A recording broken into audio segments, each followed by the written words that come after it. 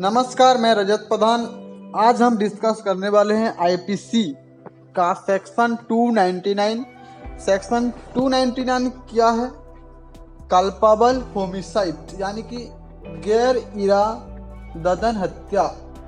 तो उसके बारे में चलिए शुरू करते हैं।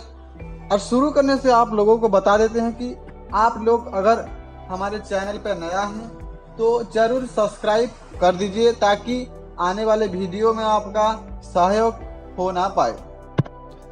तो सबसे पहले हम देखेंगे आईपीसी का सेक्शन 299 कल्पेबल होमिसाइड क्या कहता है।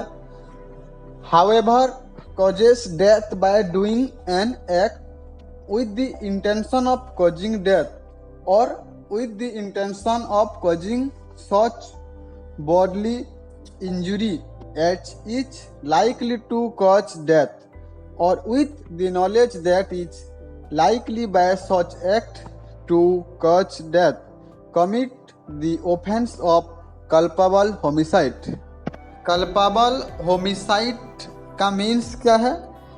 अनलॉफुली किसी को मारना, किसी को हत्या करना, ये कल्पेबल होमिसाइड कहता है।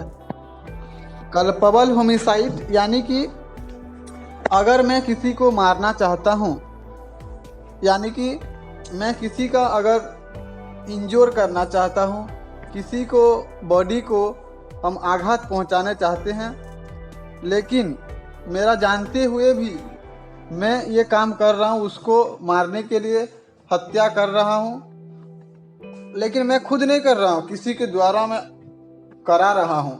ये क्या हुआ? Commit of the offence of culpable homicide. ये आप ऑफेंस किए हैं, भले ही आप नहीं किए हैं, लेकिन आप इसमें ऑफेंस के अंडर 299 के पुलिस आपको गिरफ्तार करेगी। चलिए कल्पेबल होमिसाइड को पूरा डिटेल समझ लेते हैं। इसका इलुस्ट्रेशन 3 ठो है और ये 3 ठो में हम पूरा समझ जाएंगे कि कल्पेबल होमिसाइड होता क्या है।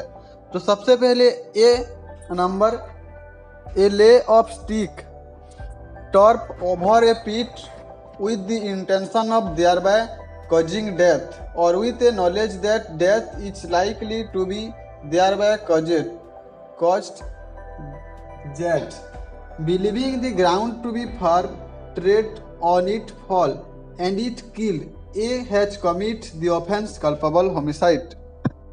ए ने क्या किया? एक तो गड्ढा किया और उसको स्टिक में कवर कर लिया।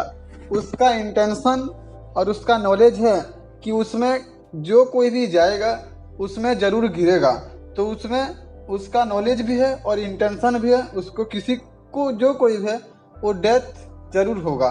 तो क्या किया? जेड ने जाते हुए उस गड्ढा में गिर गया, तो जेड ने क्या हुआ? डेथ हो गया। तो यहाँ पे ए ने commit to the offence of culpable homicide. तो यहाँ पे ए ने ऑफेंस किया है। और सेकंड नंबर क्या कहता है?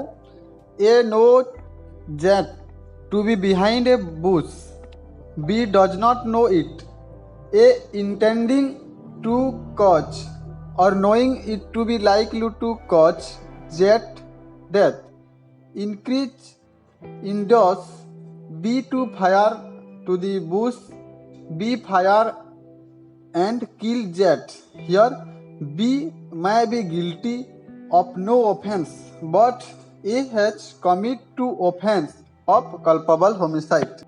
यानी कि A ने क्या किया?